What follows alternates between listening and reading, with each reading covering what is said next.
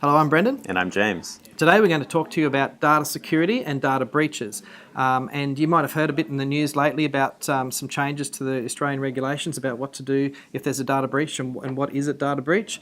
So today I've got James with us who can help us break down what regulations are out there that you need to consider and how they might affect your business. James is also in the unique position that he's a director on the Outer board. The Outer board in Australia is the organisation that administers the .au space. So if you've got a .au email address or website, that's administered by Outer, and James has got a bit of a unique insight into the security involved with Outer, and we are able to use that knowledge to pass on to you. So James, Australia's already had data breach rules. There's the Australian Privacy Principles, the APP, that was already in place. Can you tell us what those are? Yep, so the Australian Privacy Principles are a set of best practices and rules that many organizations in Australia have to comply with, particularly if you are a government body. They probably apply to you. If you are a business or a not-for-profit that turns over $3 million or more, so that's a lot of our clients, they're going to apply to you. Also, if you're specific types of small businesses, so even if you're under 3 million, but for example, if you're a public sector health organization, so if you're a medical center, APP is absolutely going to apply to you. If you go to the Office of Information Commissioner website, we'll give you the link underneath this web chat. If you go to their website, you can click on the APP and read all of the principles.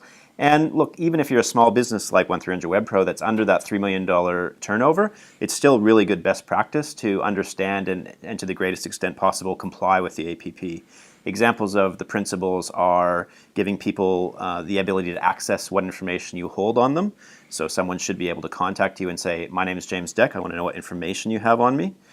You should also give people the option to deal with your business anonymously or pseudo-anonymously if possible. As long as it's practical for you to do so. So if you're an e-commerce shop, of course you need to know a minimum amount of information to be able to deliver the product. But if you're a bricks and mortar retailer, you should be able to have someone come in your business and not require any personal information to transact with them. Maybe your credit card number. That's again very, very personal information. But again, the key principle there that it's information you need to complete the transaction. So that's just a couple of examples of the APP policies. Encourage everyone, even those that don't apply under that $3 million threshold, to still familiarize themselves because they're good rules. So what's been on the news lately is the NDB, the Notifiable Data Breaches, which I guess is an extension of the APP. So there's been a bit of news about that. So tell us what that is. So the Notifiable Data Breach regulations that have now come into effect, the APP requires organizations to safeguard data that they're holding. So again, if you're a medical center, you are legally obligated to make sure that those medical records that you're holding are kept safe.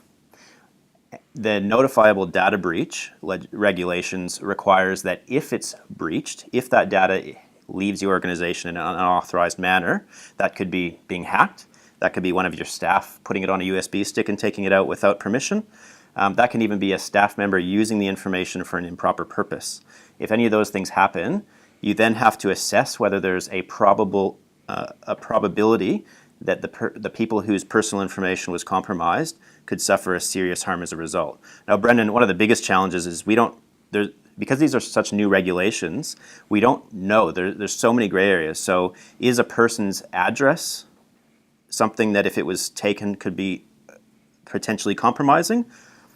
Potentially if they've got a DVO order and their address was very widely broadcast, maybe there could be serious harm.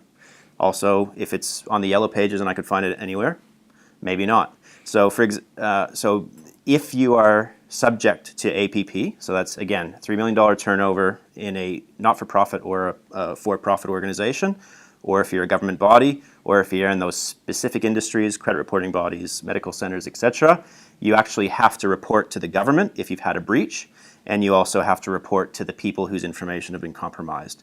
Again, subject to the possibility of, or probability, I should say, of serious harm. So the best idea is to follow the link and have a look for yourself to get a bit of a feel for how and when you need to report those breaches. I think the main lesson in all this is if you are in that bracket over 3 million, you absolutely should be getting on to your advisors, your solicitors and whatnot, and reviewing the website yourself so that you're familiar with what the requirements are, because the last thing you want is to be on the back foot with this stuff.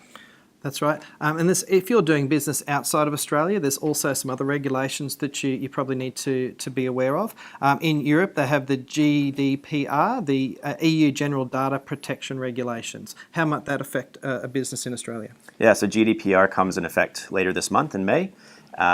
They affect potentially Australian businesses insofar as they apply to anyone in the EU, any business with a presence in the EU. So, for example, if 1300 Web Pro had a little satellite office in Naples, Italy, Yeah, it'd be lovely. That's good. In fact, I think we'll move to that office. That's it. But if we did have a satellite office, a data breach in Toowoomba could be a notifiable incident, for example, in Europe.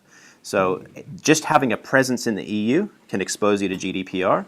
If you do business with Europeans, the GDPR can apply. If you have an e-commerce shop. If you're an e-commerce shop and you have customers, if you're an Australian e-commerce shop, but you're putting that Australia Post label and it's got a European address on it, you may well be subject to GDPR.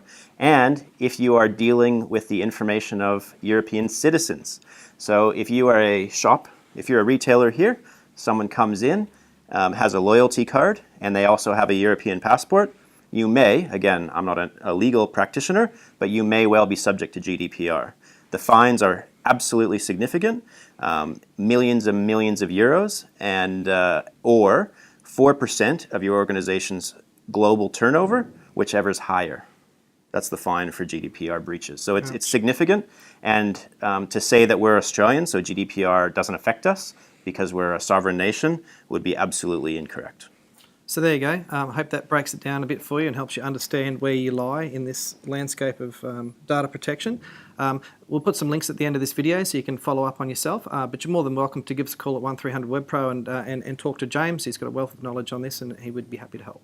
It's worth noting, Brennan, that the GDPR and the APP are also very similar. So if you've been through an exercise to familiarize yourself with the APP previously, because of course they've been in effect for some time, then you shouldn't be too scared about GDPR. There's lots of fear around GDPR, but in fact, with some minor differences, the APP and the GDPR are fairly similar.